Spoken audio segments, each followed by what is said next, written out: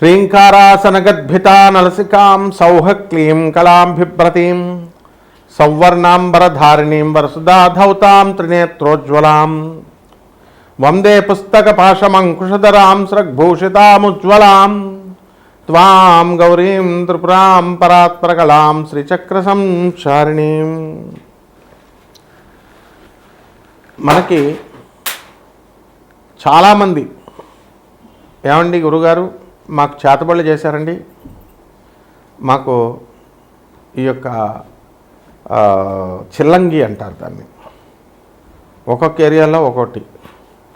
అలా దుష్టశక్తులు, క్రూరశక్తులు, క్రూర గ్రహాలు, పిశాచాలు, కర్ణపిశాచులు, ఇలా రకరకాల పేర్లతో ముఖ్యంగా చేతబడులండి అంటారు. మన హీరో సుమన్ గారు కూడా చాలా మంచి ఆయన. మరి అంత చదువుకున్న వ్యక్తి, మృదు వ్యక్తి, ఆయన ఒక టాప్ రేంజ్లోకి వెళ్ళినప్పుడు నాకు చేతబడులు చేయించారండి, అందువల్లనే నా కెరీర్ ఇంకా వెళ్ళాల్సిందే ఆగిపోయిందండి అని ఆయన ఇంటర్వ్యూలో చెప్పడం మనందరం కూడా చూస్తున్నాం.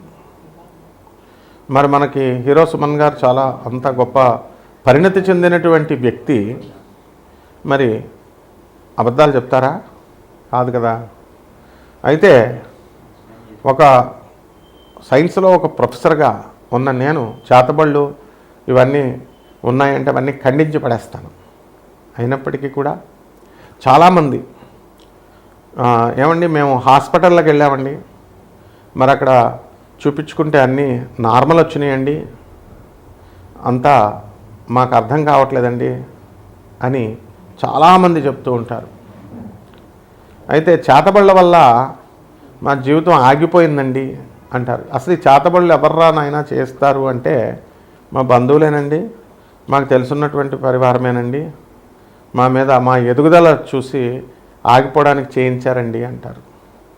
ఇటీవల మీరు కనుక చూసుకుంటే చిర్రావూరు గారు కూడా పాపం ఆయన కొన్ని లక్షల మంది ఫాలోవర్స్ ఉన్నారు. కాశీలో 21 మంది మంత్రగాళ్ళని పెట్టి శ్మశానంలో చేతబళ్ళు చేయించడానికి ప్రయత్నించారు అని చెప్పి మిగతా వాళ్ళు అంటే నేను దేవీపుత్రుడిని, అమ్మవారి పుత్రుడిని, నాకేమి అవన్నీ కూడా ఏం చెయ్యవు అని ఆయన కూడా చెప్పడం జరిగింది. అంటే మొత్తం మీద ఓవరాల్గా ఏంటంటే మనకి క్షుద్ర శక్తులు అంటే ఏంటంటే లోయర్ ఎనర్జీస్ అంటారు వీటిని. వాళ్ళు పూజించేటటువంటి దేవతలు ఏంటో మామూలు జనానికి తెలియదు. తెలియక కాళీ అమ్మవారు చేసేస్తుంది, లేదా చిన్న మస్తా అమ్మవారు చేసేస్తుంది, ఇట్లా వాళ్ళు ఇష్టం వచ్చినట్టుగా మాట్లాడుతూ ఉంటారు. ఈ దశమహావిద్యలు అనేటటువంటి అమ్మవార్లు తార, మహాకాళి, చిన్నమస్త, త్రిపుర భైరవి, తర్వాత బగలాముఖి, తర్వాత మనకి రాజశ్యామల, ధూమావతి, షోడశి అంటే లలితాదేవి, అలాగే మనకు భువనేశ్వరి అమ్మవారు, తర్వాత కమలాత్మిక అమ్మవారు. వీటిల్లో ఇవి కాకుండా ఇంకో 2 దేవతలు ప్రత్యంగిర, వారాహి. ఇవి ఈ మధ్యకాలంలో ఒక 20 సంవత్సరాల నుంచి జనమందరికీ కూడా పబ్లిసిటీ అయినాయి. తెలియక అపోహతో వీళ్ళంతా కూడా చిన్నమస్తా చేసేస్తుందండి, బగలాముఖి ఇచ్చేసేస్తుంది. మహాకాళిని మా చిన్నప్పటి నుంచి అనేవారు. మహాకాళిని అడిగితే చేతబళ్ళు కూడా చేసేస్తారండి, ప్రత్యంగిర అయితే రివర్స్ చేసేస్తుందండి. ఇట్లా అనవసరమైనటువంటి అపోహలన్నీ కూడా దశమహావిద్యల్ని, ఈ యొక్క సప్తమాతృకల్ని అనడం జరిగింది.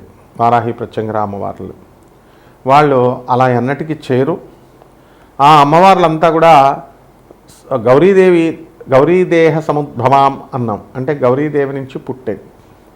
కాబట్టి వాళ్ళంతా కూడా సాక్షాత్తు పార్వతీదేవి ఆదిపరాశక్తి శివుడి యొక్క భార్య అయినటువంటి ఆ యొక్క గౌరీదేవి నుంచి పుట్టినాయి. కాబట్టి కనీసము గౌరీదేవి కూడా చాలామంది తెలియక ఏమండి ఈ అమ్మవారికి మేకలను కొయ్యాలండి, కోళ్ళను కొయ్యాలండి అని ఇలా మాట్లాడుతూ ఉంటారు. ఇవంతా కూడా సకారాత్మక శక్తి, సర్వమంగళాలని ప్రసాదించేటటువంటి జగజ్జననేటటువంటి పార్వతీదేవి ఎన్నడూ కూడా ఈ మాంసాలని, మధుమాంసాలని ముట్టుకోదు.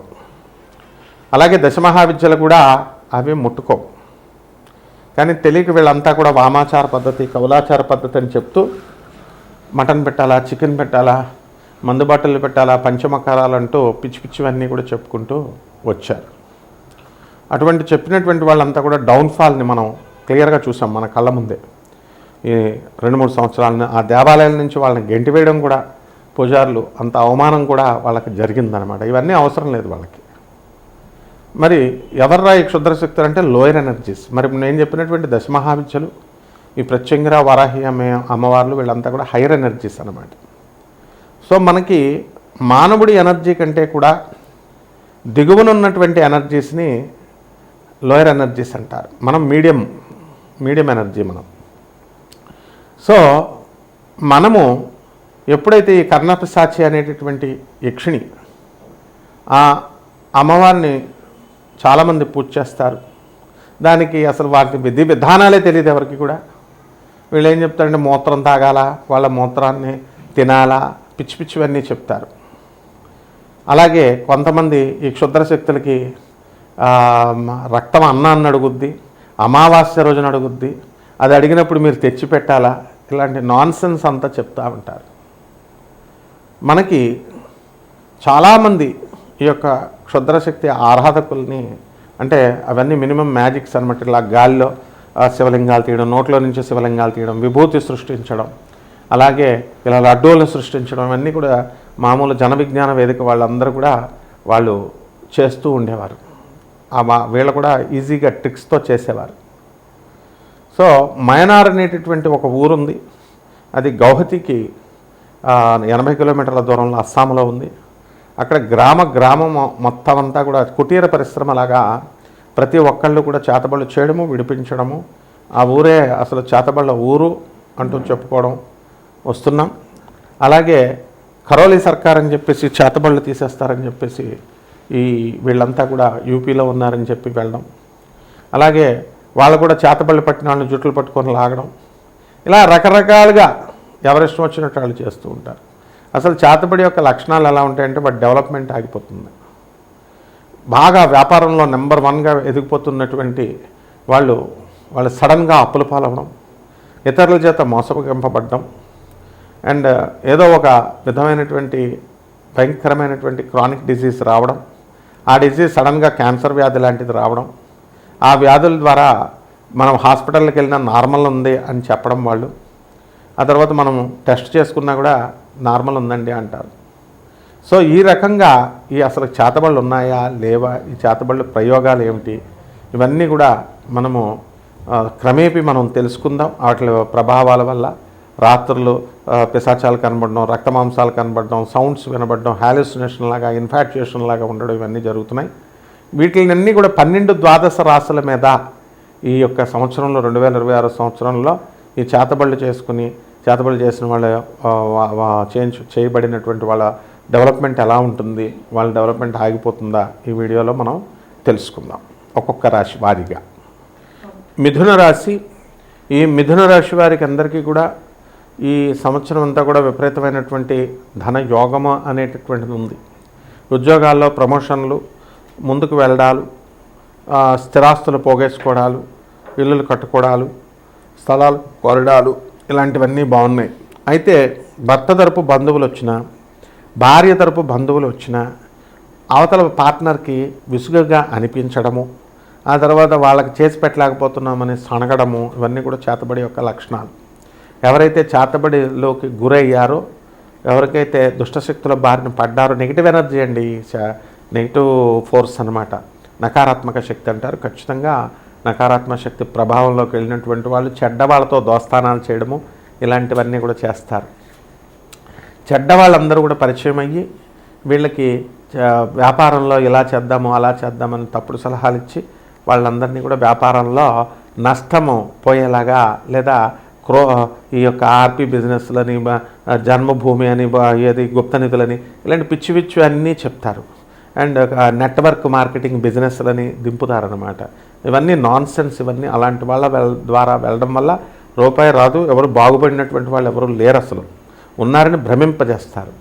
ఈ యొక్క చేతబడిలో చేసుకున్నటువంటి వాళ్ళు, గురైనటువంటి వాళ్ళంతా కూడా మనల్ని డామినేట్ చేస్తూ వాళ్ళు చెప్తారు. మనం మొహమాటం వల్ల మనం వింటాం అనమాట. ఆ వినడం కూడా ఈ యొక్క దుష్టశక్తుల యొక్క ప్రభావం, మాయా స్వభావం. అందువలన యా దేవీ సర్వభూతేషు మాయారూపేణ సంస్థిత నమస్తస్యై నమస్తస్యై నమస్తస్యై నమో నమః. ఈ మాయా విచ్ఛేదనము అనేటటువంటిది పరమేశ్వరీ శక్తి దుర్గాదేవి బెజవాడ కనకదుర్గమ్మ తల్లి మాత్రమే చేయగలుగుతుంది. కాబట్టి చాలామంది బీటెక్కులు చదువుకొని ఎంటెక్కులు చదువుకొని ఇంట్లో జాబులు లేకుండా కూర్చోవడం కూడా ఎవరో ఒకరు దుష్టశక్తుల ప్రయోగమే. మీ యొక్క దుష్టశక్తుల ప్రభావం వల్ల వీళ్ళకి ఏది కూడా పని చేయబుద్దేదు, బద్ధకంగా వస్తున్నట్టుగా తర్వాత పోస్ట్ మార్టం చేద్దాము అనుకుంటూ వీళ్ళు ముందుకు వెళ్తూ ఉంటారు.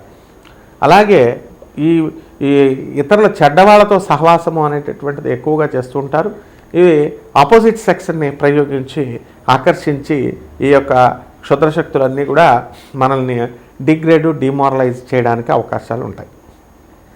అలాగే అన్నదమ్ములు, అక్కా చెల్లెళ్ళు, అన్నా చెల్లెళ్ళు వీళ్ళంతా కూడా ఆస్తి కోసం కాస్త దెబ్బలాటలు పెట్టుకోవడము, పార్టీషన్స్కి సూట్లు వేసుకోవడము, ఇలాగా ఇవన్నీ కూడా చేతబడి యొక్క లక్షణాలే. మీకు అనుమానం ఉంటేనే చేతబడి అయ్యింది అని, అటువంటి వాళ్ళ కోసమే ఈ వీడియో.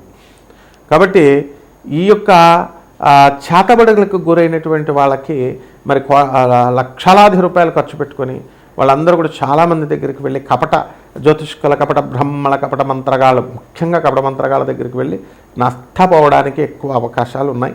వాళ్ళు నష్టపోతున్నారు కూడా, చెప్పినా వినరు కూడా వాళ్ళు. కాబట్టి అటువంటి వాళ్ళు, అనుమానం ఉన్నటువంటి వాళ్ళు ఖచ్చితంగా మీకే అనుమానం ఉన్నప్పుడు చెప్పేటటువంటి వాళ్ళు మాకేమి. కాబట్టి అటువంటి వాళ్ళకి రూపాయి కూడా ఖర్చు అవ్వకుండా ఉండడం కోసం మీరు చక్కగా దత్తాత్రేయ స్వామివారి గాణగాపురంలో ఈ భూత ప్రేత పిశాచాలు, శాకిని డాకిని బాధలు ఉన్నటువంటి వాళ్ళు, క్షుద్రశక్తులతో ఉన్నటువంటి వాళ్ళు, బాధలతో ఉన్నటువంటి వాళ్ళు వీళ్ళంతా వెళ్తారు. స్వామివారు చాలు మీకు రూపాయి తీసుకోకుండా బాగు చేయడానికి. వెంటనే అయిపోవాలని కాదు, గురుచరిత్ర పారాయణ చేయాలి, కొన్ని నియమాలు, నిష్టలు ఇవన్నీ కూడా పాటించాలి. అలాగే మనము ఈ యొక్క మిథున రాశి వారిని కంట్రోల్ చేయడం అనేటటువంటిది చాలా కష్టమైనటువంటి విషయం. Because they are called as butterflies. వాళ్ళు చెప్పింది వినమంటారు, అవతల వాళ్ళు చెప్పింది వినమంటారు. ఇది కూడా చేతబడిలో ఒక లక్షణం అందరు కొంతమందికి.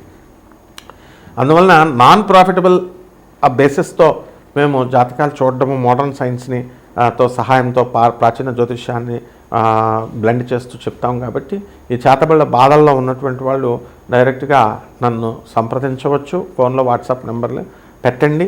అలాగే మీకు ఏ సందేహాలు ఉన్నా కూడా మేము నివృత్తి చేస్తాం, బాగు చేస్తాం, ఒక్క రూపాయి ఖర్చు అక్కర్లేకుండా. శుభమస్తు.